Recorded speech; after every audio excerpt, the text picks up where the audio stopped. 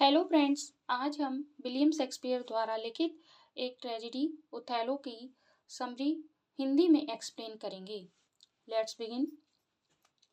Othello जो कि एक ट्रेजेडी है, a tragedy by William Shakespeare. The tragedy of Othello the Moor of Venice. ये लिखी गई 1601 में और पब्लिश हुई 1623 में फर्स्ट फोलियो में।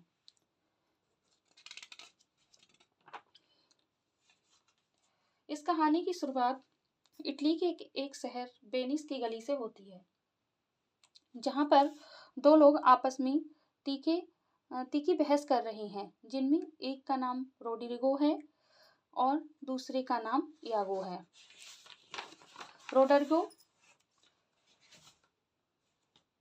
Rodrigo one who is in love with Desdemona, Iago Othello's trusted and villain.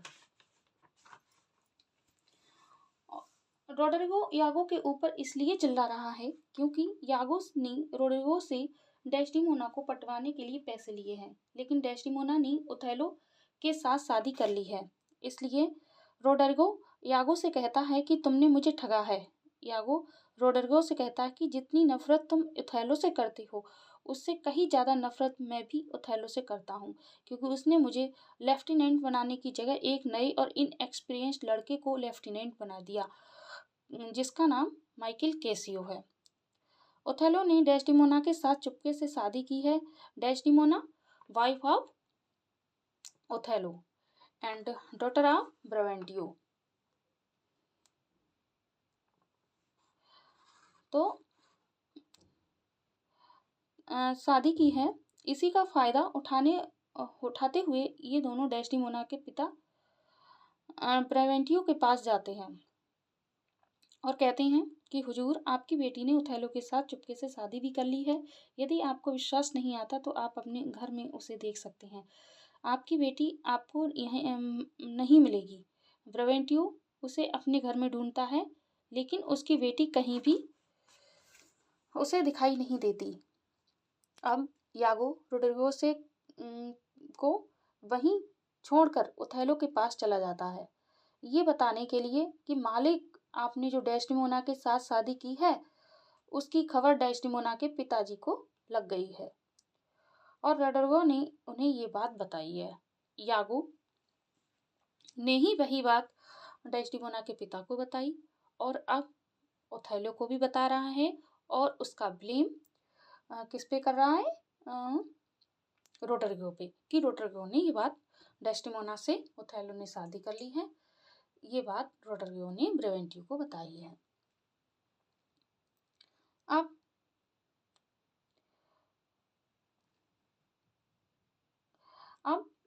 Desdemona के पिता किसी भी समय यहाँ आते होंगे।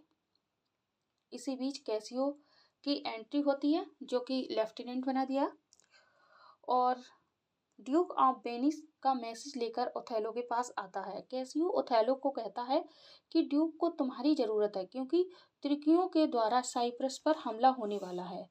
ओथेलो ड्यूक के पास जाता है। तभी वहाँ पर ओथेलो को ढूंढते हुए ब्रावेंटियो आता है, लेकिन उसे पता चलता है कि ओथेलो तो ड्यूक के पास गए हैं। अब ब्रावेंटियो भी वहाँ के लिए निकल जाता है और थोड़ी तसल्ली ये भी होती है कि ड्यूक के दरबार में ब्रावेंटियो की सुनवाई होगी और वहाँ के लोग भी ब्रावेंटियो को सपोर्ट करेंगे। लेकिन ब्रावेंटियो की ये सोच गलत साबित होती है, क्योंकि ड्यूक और उसके सभी सांसद ओथेलो के लिए अलग ही सिंपैथी रखते हैं, क्योंकि ओथेलो एक बहादुर जनरल है। ब्रावेंटियो ड्यूक के सामने बताता है कि ओथेलो ने उसकी बेटी के साथ छल किया है और उस पर कोई काला जादू करके उसे अपने बस में कर लिया है। ड्यूक कहता है कि ओथेलो हमारी सेना का नायक है, इसलिए मैं ओथेलो को भी उसका पक्ष रखने का मौका जरूर दूंगा और यह जानने की कोशिश भी करूंगा कि वास्तव में क्या मसला है। अब ओथेलो को उसका पक्ष रखने का मौका मिलता है। वह ड्यूक से कहता है कि मालिक, मैंने डेस्टिमोना पर कोई काला जादू नहीं किया है। मैंने तो उसे अपने जीवन की सच्ची कहानियां सुनाई हैं, जो वास्तव में मेरे साथ घटित हुई हैं। डेस्टिमोना को ये सारी कहानियां बहुत पसंद आईं और उसने मेरी बहादुरी पसंद आई, उसे मेरी बहादुरी पसंद आई, इसलिए वह मुझे प्यार करने लगी, इसलिए उसने मुझसे शादी भी कर ली। यदि आपको भरोसा नहीं है तो आप डेस्टिमोना को बुलाकर भी ये सब पूछ सकते हैं। डेस्टिमोना को दरबार में बुलाया जाता है। डेस्टिमोना भी इस शादी के बारे में ये कहती है कि उसने ये शादी पूरे होशो हवास में अपनी मर्जी से की है। ये सुनने के बाद ड्यूक इस शादी को लीगल कर देता है और ड्यूक ब्रेवेंटियो से भी कहता है कि तुम्हें इस शादी को एक्सेप्ट कर लेना चाहिए। अब सभा को आगे बढ़ाया जाता है और ड्यूक ओथेलो से कहता है कि तुम्हें साइप्रस जाना है। साइप्रस पर तुर्कियों का हमला होने वाला है। तुम्हारी अभी नई नई शादी हुई है, इसलिए तुम अपनी पत्नी डेस्टिमोना को भी ले जा सकते हो। साइप्रस निकलने के लिए पूरी तैयारी कर ली जाती है। तभी डेस्टिमोना के पिता ब्रेवेंटियो ओथेलो से मिलने के लिए आते हैं और डेस्टिमोना के बारे में कहते हैं कि जो लड़की अपने पिता की नहीं हो पाई, जिसके साथ उसने अपने बचपन से लेकर अपनी जवानी तक का समय बिताया, वह लड़की तुम्हारी क्या हो पाएगी। एक दिन डेस्टिमोना तुम्हें धोखा जरूर देगी और तुम उस दिन मेरी बात को याद करोगे। अगले दिन साइप्रस में साइप्रस के गवर्नर अपने दो सेवकों के साथ समुद्र किनारे खड़े होते हैं। तभी एक तीसरा आदमी आता है और ये बताता है कि तुर्कियों के जहाज समुद्र में आए तूफान की वजह से डूब गए हैं और अब हमें किसी भी तरह का खतरा नहीं है। तभी एक जहाज वहां आता है जिसमें कैसियो है, जिसे भाग्य से समुद्र के इस तूफान का सामना नहीं करना पड़ा।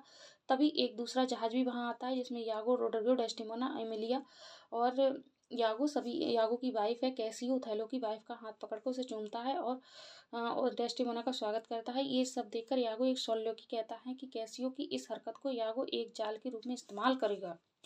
साइप्रस को अब किसी भी तरह का खतरा नहीं है, इसलिए आप सभी लोग सेलिब्रेट करेंगे। सभी लोग सेलिब्रेशन के लिए चले जाते हैं। ओथेलो कैसियो से कहता है कि तुम लोग सेलिब्रेट करो, लेकिन किसी भी तरह का कोई नुकसान या लड़ाई नहीं होनी चाहिए। इसलिए तुम्हें यहाँ का पूरी तरह से ध्यान रखना है। पूरी जिम्मेदारी कैसियो को देकर ओथेलो वहां से अपनी पत्नी के साथ समय व्यतीत करने चला जाता है, लेकिन रोड्रिगो और यागो वहीं पर रुक जाते हैं। रोड्रिगो यागो से कंप्लेन कहता है कि अब ओथेलो और डेस्टिमोना की शादी तुड़वाने का कोई चांस नहीं है, लेकिन यागो तो अभी भी रोड्रिगो को झूठी तसल्ली देता है और कहता है कि बहुत जल्दी डेस्टिमोना अपना इंटरेस्ट ओथेलो में खो देगी और वह सेक्सुअल सेटिस्फेक्शन के लिए किसी दूसरे इंसान की तलाश करेगी। यागो रोड्रिगो से कहता है कि तुम अब देखो मैं क्या करता हूँ, और एक प्लान बनाता है और रोड्रिगो से कहता है कि तुम्हें आज शाम की पार्टी में कैसियो के साथ लड़ाई करनी है। मैं कैसियो को दारू पिला दूंगा और उसे पूरी तरह से बेहोशी की हालत में ला दूंगा। तुम्हें उसके साथ लड़ाई स्टार्ट करनी है। यागो ऐसा ही करता है। पार्टी के समय कैसियो को पूरी तरह से दारू पिला दी जाती है। रोड्रिगो उसे छेड़ने लगता है, जिसकी वजह से वहां पर लड़ाई शुरू हो जाती है। साइप्रस के गवर्नर इस सबको रोकने की कोशिश करते हैं, लेकिन रोकने में असमर्थ रहते हैं और खुद को भी घायल पाते हैं। रोड्रिगो टाउन का अलार्म बजा देता है। ओथेलो अपने कमरे से बाहर आता है और पूछता है कि इस सब की वजह कौन है। यागो से बताता है कि आपके लेफ्टिनेंट कैसियो ने ये सारा हुड़दंग मचाया है और उसी ने यहाँ पर लड़ाई भी की है। ओथेलो कैसियो से गुस्सा हो जाता है और कहता है तुम्हें मैंने यहाँ सब संभालने की जिम्मेदारी दी थी और तुम ही यहाँ पर हुड़दंग मचा रहे हो।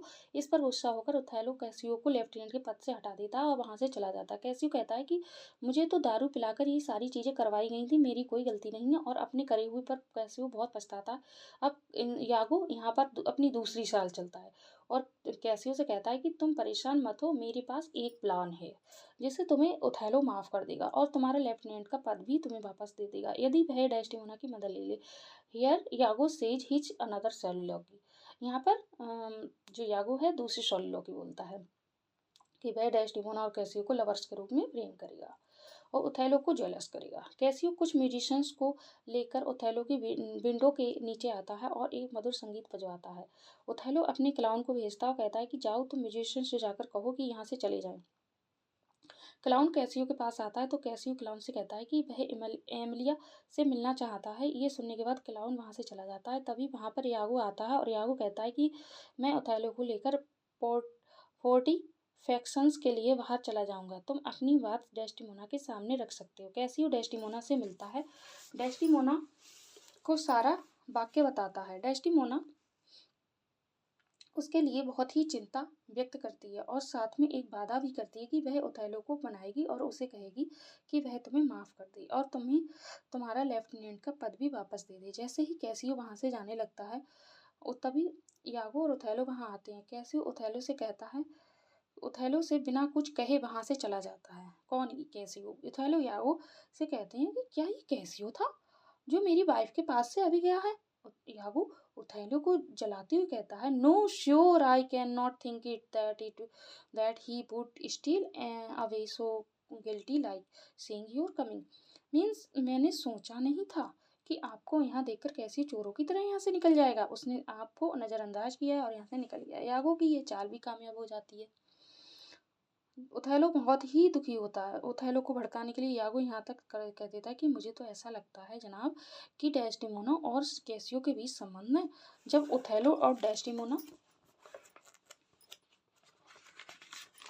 पास आता है तो डेस्टिमोना उससे कहती है कि वह कैसियो को माफ़ कर दे और उसका लेफ्टिनेंट का पद भी वापस दे दे। ये सुनने के बाद ओथेलो को विश्वास हो जाता है कि हाँ, कैसियो और डेस्टिमोना के बीच में कोई संबंध है।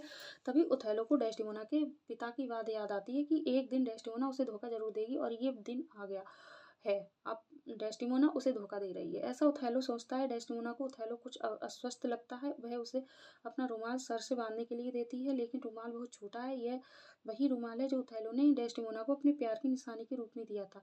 अब यागो की नज़र इस रुमाल पर है कि किसी तरह से ये रुमाल यागो के हाथ लग जाए। इसलिए यागो अपनी पत्नी एमिलिया से कहता है कि ये रुमाल उसे चाहिए। एमेलिया उसका कारण पूछती है, लेकिन यागो उसे नहीं बताता और कहता है कि किसी भी कीमत पर मुझे चाहिए। एमेलिया उस रुमाल को अपने पति यागो को लाकर देती है। यागो उसका इस्तेमाल कैसियो के रूम में रखने के लिए करता है, सबूत के तौर पर, क्योंकि ओथेलो यागो की इस बात पर विश्वास नहीं करता है कि डेस्टिमोना और कैसियो के बीच में लव अफेयर है। इसलिए उसे किसी सबूत की ज़रूरत होती है। यागो ऐसा ही करता है, उस रुमाल को कैसियो कमरे में रख देता है। फिर जाकर ओथेलो से कहता है कि आज उसने डेस्टिमोना को कैसियो से मिलते हुए देखा है। कैसियो के कमरे में उसने वही रुमाल देखा है जो डेस्टिमोना को ओथेलो ने अपनी प्यार की निशानी के रूप में दिया था।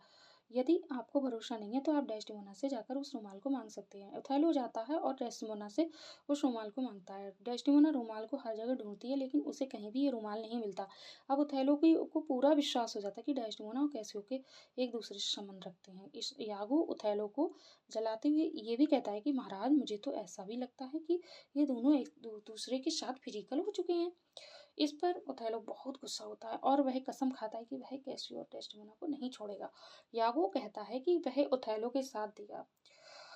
कैसियो को ये रुमाल मिलता है, उसे रुमाल को वह अपनी प्रेमिका बियांका को दे देता है कि वह उसकी एक कॉपी बनाए। दूसरी तरफ ओथेलो को बहुत ही व्याकुलता होती है, साथ ही उसकी तबीयत भी खराब होने लगती है। वहाँ पर कैसियो भी आ जाता है, लेकिन यागो कैसियो से कहता है कि तुम थोड़ी देर बाद आना। थोड़ी देर बाद ओथेलो का तबीयत ठीक हो जाती है तो ओथेलो से यागो से कहता है कि मैं कैसियो से डेस्टिमोना के बारे में उगलवाने की कोशिश करूँगा, तुम सारी बातें यहाँ पर कान लगाकर सुनते रहना। यागो यागो कैसियो से बियांका के बारे में बात करने लगता है। ये सुनकर कैसियो बहुत ज़ोर ज़ोर से हंसने लगता है, जिसे देखकर ओथेलो को ये लगता है कि वे दोनों डेस्टिमोना के बारे में बात कर रहे हैं और कैसियो इस पर खुश हो जाता है। तभी वहाँ पर बियांका भी आ जाती है और उससे कहती है कि वह इस रुमाल की कॉपी नहीं कर सकती, क्योंकि ये रुमाल किसी आदमी ने अपने प्यार की निशानी के रूप में दिया है। तभी डेस्टिमोना लुडोविको के साथ वहाँ पर आती है। लुडोविको एक पत्र लेकर आया है, जिस पत्र में ये लिखा है कि ओथेलो का वेनिस में बुलाया गया है और वेनिस की सारी जिम्मेदारी अब ओथेलो से लेकर कैसियो को दी जा रही है। ओथेलो अपनी वाइफ डेस्टिमोना को उस रात बहुत ही बुरी बुरी गालियां देता है, लेकिन यागो डेस्टिमोना से कहता है कि ओथेलो अभी बहुत गुस्सा है, क्योंकि ओथेलो को अभी अभी स्टेट की जिम्मेदारी से हटा दिया गया है। कुछ समय बीत जाने के बाद वह डेस्टिमोना के पास बीत जाने के बाद वह ओथेलो का गुस्सा शांत हो जाएगा और वह अपना अलग रूप लेकर डेस्टिमोना के पास आता है और कहता है कि आज रात वह एमिलिया को भेज दे और बेड को सजा रखे। डेस्टिमोना ओथेलो की इस बात से खुश हो जाती है और बेड को सजाने लगती है। दूसरी तरफ यागो रोड्रिगो से मिलता है और कहता है कि तुम्हें कैसियो को वेनिस जाने से रोकना होगा, बल्कि उसे मानना होगा। तभी मैं तभी मैं तुम्हें डेस्टिमोना को पटाने में तुम्हारी मदद कर पाऊंगा। वे दोनों कैसियो को मरने का प्लान बना लेते हैं। प्लान के मुताबिक रोड्रिगो कैसियो को नहीं मार पाता, बस उसे घायल ही कर पाता है। जब ये काम रोड्रिगो नहीं कर पाता तो यागो आकर रोड्रिगो को मार देता है। रोड्रिगो बहुत जोर से चिल्लाता है। रोड्रिगो के चिल्लाने की आवाज़ ओथेलो को हो जाती है और उसे लगता है कि यागो ने कैसियो को मार दिया है। वही मेरा सच्चा मित्र है, सफाई देते हुए कहता है कि उसने कैसियो के ऊपर हमला किया है, इसलिए मुझे कैसियो को बचाने के लिए रोड्रिगो को मारना पड़ा। कैसियो को इलाज के लिए ले जाया जाता है। अब ओथेलो सोचता है कि उसे डेस्डेमोना को मार देना चाहिए। वह उसका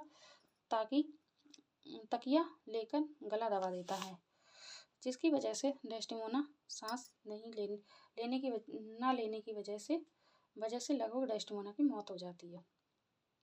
वहाँ पर एमिलिया आती है और ओथेलो को बताती है कि रोड्रिगो मारा गया। तो ओथेलो पूछता है कि कैसियो भी मारा गया। कैसियो मारा गया वह कहती है नहीं, लेकिन यहाँ डेस्डेमोना मरने ही वाली होती है। तभी एमिलिया मरने वाली ही होती है। तभी एमिलिया ओथेलो से कहती है कि आपने इन्हें क्यों मार दिया। डेस्डेमोना मरने से पहले अपनी कहानी बदल देती है। वह दावा करते हुए कि उसने आत्महत्या कर ली है। वह घोषणा करती है कि ओथेलो निर्दोष है। एमिलिया ओथेलो से पूछती है कि क्या हुआ। ओथेलो ने एमिलिया को बताया कि उसने डेस्डेमोना को उसकी बेवफाई के लिए मार डाला है, जिसे यागो ने साबित किया है। इस पर एमिलिया जोर जोर से चिल्लाने लगती है। सभी लोग कमरे में आ जाते हैं। यागो एमिलिया को चुप कराने की कोशिश करता है, लेकिन वह सभी को सच बता देती है कि यागो ने ही रुमाल मुझे से मंगवाया था। ओथेलो ये सब जानने के बाद चिल्ला चिल्ला कर रोने लगता है और यागो को मारने के लिए आगे बढ़ता है। यागो अपनी पत्नी एमिलिया को मारकर वहाँ से भाग जाता है, लेकिन वहाँ पर उपस्थित लोग लोडोविको मोंटेनो यागो को पकड़ लेते हैं। ओथेलो को अपने करे हुए पर बहुत ही ज़्यादा पछतावा है, लेकिन अब उसे वह ठीक नहीं कर सकता। ओथेलो अपनी तलवार से खुद को मार लेता है। The play close with a speech by Lodovico. Othello के घर और सामान को ग्राजियानो को दे दिया जाता है और यागो को सजा सुना दी जाती है। इस तरीके से ओथेलो की समरी कंप्लीट होती है। समरी अच्छी लगी हो तो वीडियो को लाइक करें, सब्सक्राइब करें एंड शेयर करें।